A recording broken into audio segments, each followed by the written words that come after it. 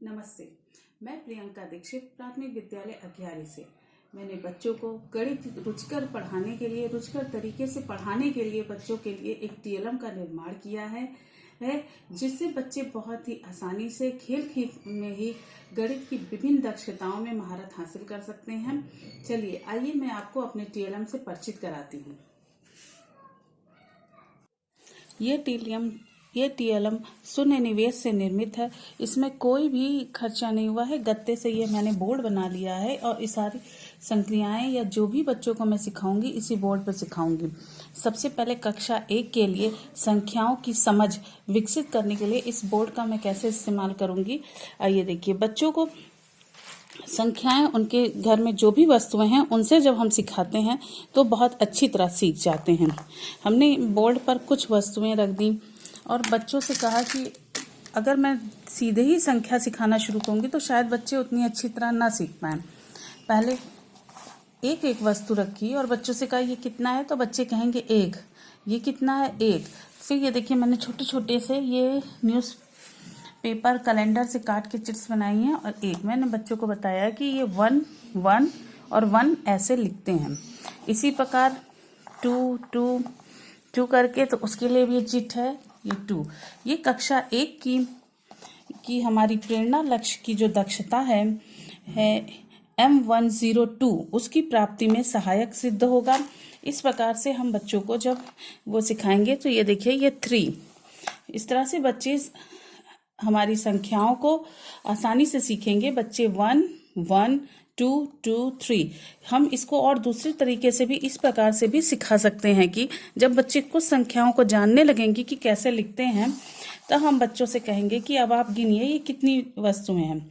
इधर देखिए मैंने गोटियों के रूप में घर में उपलब्ध बटन और राजमे के बीज का प्रयोग किया है। 1 2 3 4 5 6 1 2 3 4 5 6। अब बच्चे इसमें से वो 6 नंबर जो है उसको खोजेंगे कि कहाँ है 6।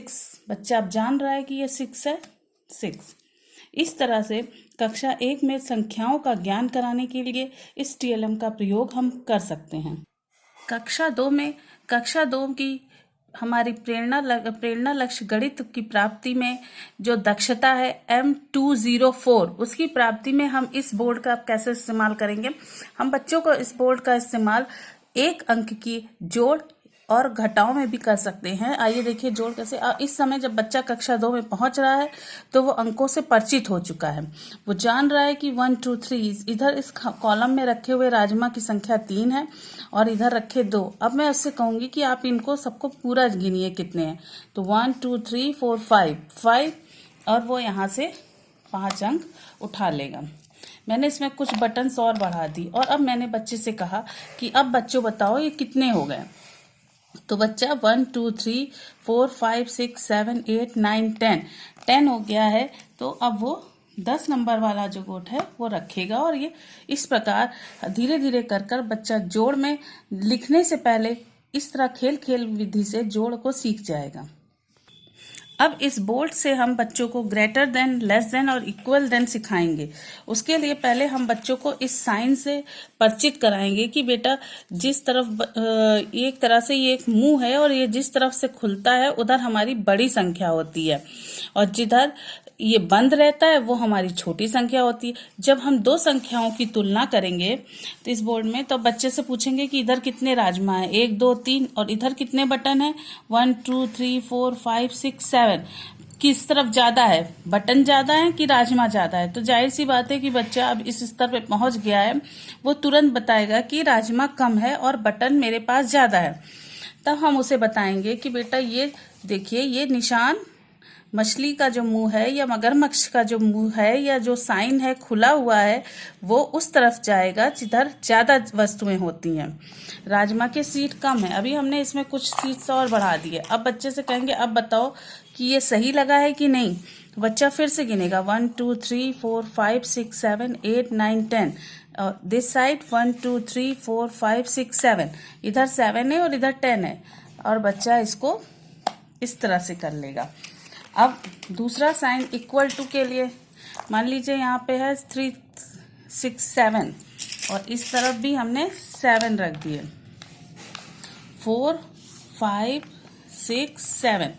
अब इन दोनों में इस तरफ भी 7 है, इस तरफ भी 7 है, तब ना ग्रेटर देन और लेस देन का साइन नहीं लगेगा, तब हमारा इक्वल लगेगा। इस तरह से इस बोर्ड पर हम बच्चों को ग्रेटर देन, लेस देन और इक्वल के भी साइन के बारे में बता सकते हैं। अब हमारी प्रेरणा लक्ष्य की कक्षा 3 का M304 यानी सम और विषम संख्याओं में दक्षता प्राप्त करने के लिए इस बोर्ड का हम कैसे इस्तेमाल करेंगे। ये देखिए कुछ राजमा की सीट्स रखी हैं। यहाँ पर कक्षा 3 तक पहुँचते पहुँचते बच्चा जोड़, एक अंकीय जोड़, घटाव में पारंगत हो चुका है। आज वो इससे हम कहेंगे कि ये बच्चों ये गिनिए कितने राजमा हैं। उसने गिना 1 2 3 4 5 6 7 8 9 10 11 12 13 14 15 16 17 हैं। तो अब हमने बच्चों से कहा कि बच्चों ये जो 17 राजमा है इनको इन दोनों खानों में आपको बराबर बराबर रखना है। बच्चे ने 1 बाई 1 करके इसे इक्वली डिवाइड करना शुरू किया, बराबर बांटना शुरू किया। जब बच्चा इक्वली डिवाइड करेगा तो 8 हर खाने में आया और एक बच जाएगा। फिर हमने उसे 8 राजमा दिया। हमने कहा अच्छा चलो अब तुम इसको बराबर बांटो। बच्चे ने इसको बराबर बांटा तो दोनों में 4 कुछ नहीं बचा। तो हम बच्चों को बताएंगे बेटा जब हम किसी संख्या को 2 भाग में बराबर बांट रहे हैं और कुछ बच जा रहा है तो वो हमारी विषम संख्या है। 17 हमारी विषम संख्या है क्योंकि ये 2 से बराबर नहीं डिवाइड हो रही है, नहीं बट रही है, कुछ बच जा रहा है। और जब हम किसी संख्या को 2 भाग में बराबर बांटेंगे और हमारे पास कुछ भी नहीं बच रहा है तो वो संख्या हमारी सम संख्या होगी। इस तरह से हम बच्चे को सम और विषम के कॉन्सेप्ट को भी क्लियर करने में इस बोर्ड की मदद ले सकते हैं। अब कक्षा 5 की दक्षता M504 महत्तम समापवर्तक हाईएस्ट कॉमन फैक्टर पढ़ाने में हम इस बोर्ड का किस प्रकार इस्तेमाल कर सकते हैं, आइए देखिए। मैंने यहाँ बच्चों को 2 संख्याएं दे दी हैं। संख्या दे दी है बच्चों को, मान लीजिए ये 14 दे दी है और दूसरी संख्या हमने बच्चों को दे दी है 22 और 14। 2 संख्या हमने बच्चों को दी। अब बच्चों 14 और 22 का आपको SCF निकालना है। तो सबसे पहले हम, इसीलिए मैंने 2 तरह के इसमें अलग अलग तरीके की गोटियां भी बना रखी हैं। एक कॉलम में आपको 14 गोटियां रखनी है और एक में आपको 22। हाँ तो ये देखिए इधर मैंने 22 गोटियां लगा ली हैं, 22 और इधर मैंने 14। तो आपको 14 और 22 में से कौन सा कम है? 14 कम है तो हम 22 में से 14 को हटा देंगे। 6 4 4 दूनी 8 4 3 12। 22 में से हमने 14 को हटा दिया। तो अब हमारे पास कितना बचा? 2 तो 4 2 6 2 8 2 10 तो 12। हाँ अब 22 में से हमने 14 हटा दिए। 14 इसमें कम थे तो इसमें से ज्यादा में से उतनी संख्या हटानी है जो हमारी कम वाली संख्या होती है। ये 14 हटा दी तो अब इसमें कितने बचे? इसमें बचे 8। अब कौन सी संख्या छोटी है? 8 वाली। तो अब हम ये 8 जो है इस 14 में से हटाएंगे। 1 2 3 4 5 6 7 8। अब हमने इसमें से 8 हटा दिए। इधर कितने बचे? 6 और इधर कितने बचे? 8। तो हम इस 8 में से ये 6 कौन सी छोटी है? 6 वाली छोटी है। तो 6 अब इस 8 में से हटाएंगे। 1 2 3 4 5 6। अब हमारी कौन सी संख्या छोटी हुई? 2 वाली। और इधर है 6, तब पहले इसमें से 2 हटाएंगे। अब कौन सी छोटी है? 2 वाली, तब फिर 2 हटाएंगे। तो हमारा 14 और 22 का, जब तक दोनों तरफ बराबर ना हो जाए, अब दोनों तरफ बराबर हो गया तो 14 और 22 का SCF कितना है? 2 है। चलिए एक और उदाहरण से इसको और से ठीक से समझने की कोशिश करते हैं। इधर मैंने रखा 4 और इधर रखा 8। 4 और 8 का SCF निकालने के लिए पहले 4 के नीचे 4 गोटियां रखेंगे और 8 के नीचे हम 8 गोटियां रखेंगे। 4 5 6 7 8 8 गोटियां। अब हमारी छोटी संख्या कौन है? कम कौन है? 4 वाला। तो हम इस 8 में से 4 हटा लेंगे। जैसे हमने 4 हटाया तो इधर भी 4 इधर भी 4, यानी कि 4 और 4 दोनों बराबर हो गए, तो इन दोनों का HCF जो है वो 4 होगा। इसका आंसर आ गया 4।